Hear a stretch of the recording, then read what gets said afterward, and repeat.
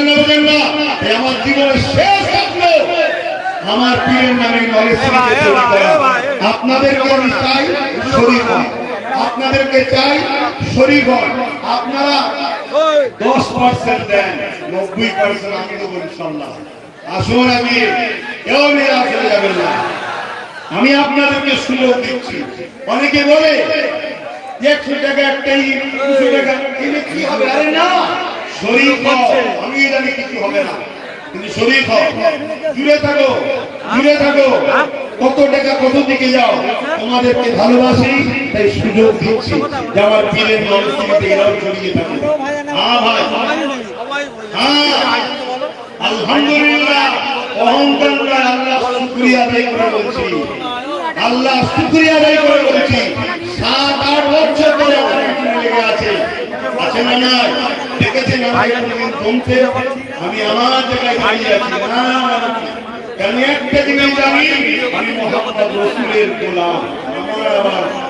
আমার কোনো প্রশ্নই নাই, কথা মাথায় ঢুকছে? আসুন ভাই, হয়ে গেছে, হয়ে গেছে। তাবারুক তাবারুক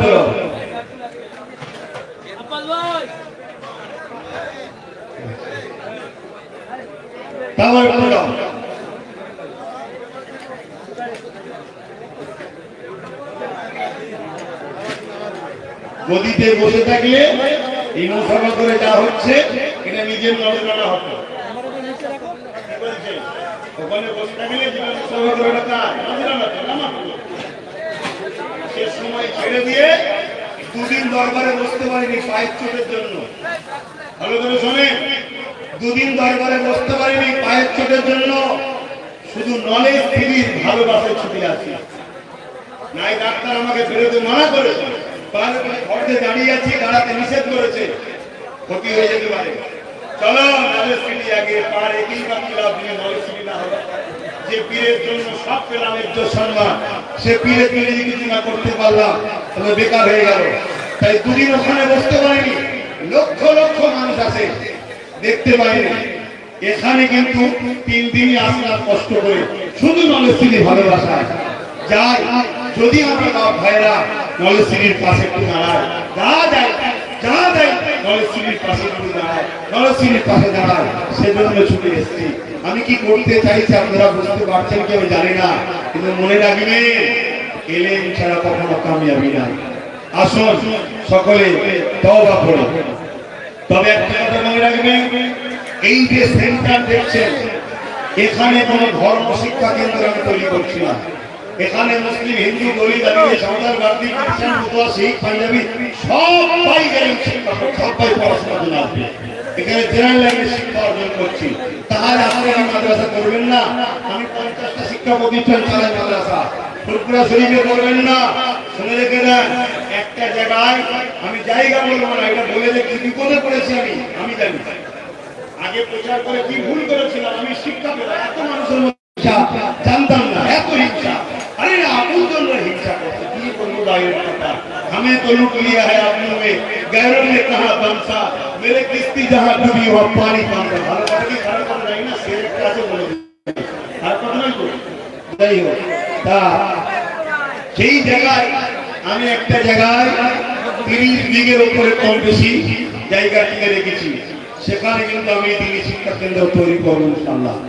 আগে এটাকে শেষ করি, মানে শেষ বলতে শিক্ষা তো শেষ নেই, কমসে কম একটা জায়গায় পৌঁছে দিবার পর ওই দিকে নামবো আবার। বলুন ইনশাআল্লাহ। আল্লাহ যদি আমাকে 10টা বছর হায়াত দেয়, ইনশাআল্লাহ আপনারা বুঝতে পারবেন যে আপনাদের বাবাজি, আপনাদের ভাই, আপনাদের বাচ্চাদের জন্য কি করে গেল।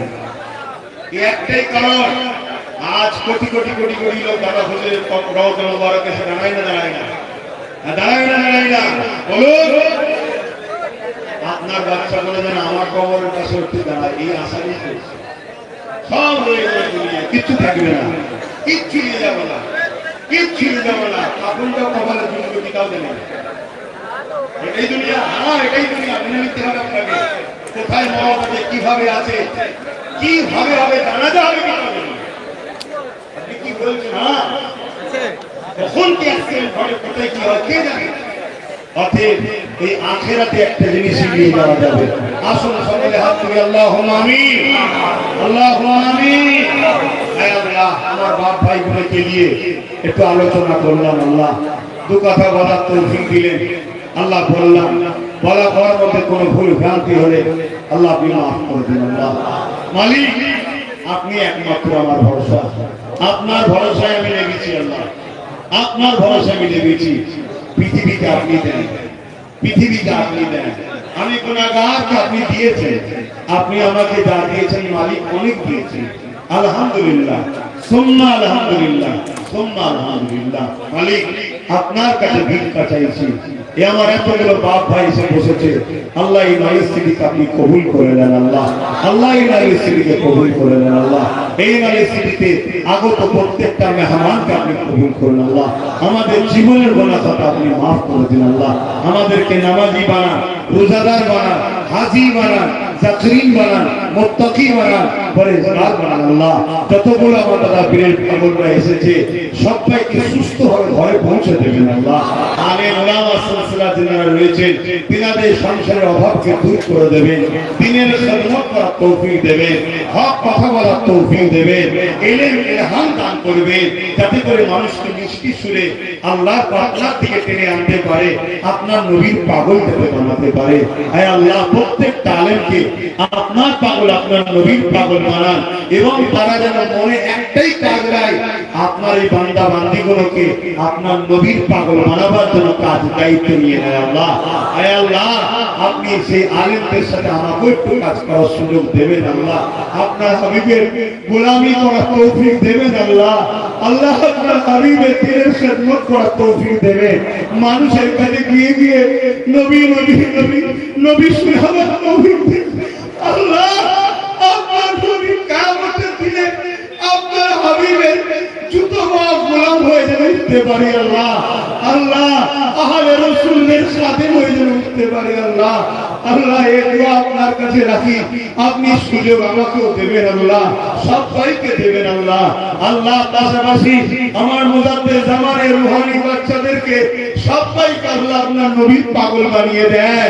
গুনাহগার বটে আমরা, যেন নবীর দুশমন না হই। ভুল করেছি আমরা, নবীর দুশমন যেন না হয়। ক্ষমা চাই মালিক, আপনি আমাদের গুনাহ মাফ করে দেন, আমাদের ভুল মাফ করে দেন। কিন্তু আপনার নবীর গোলামির ওসিলায় পাগল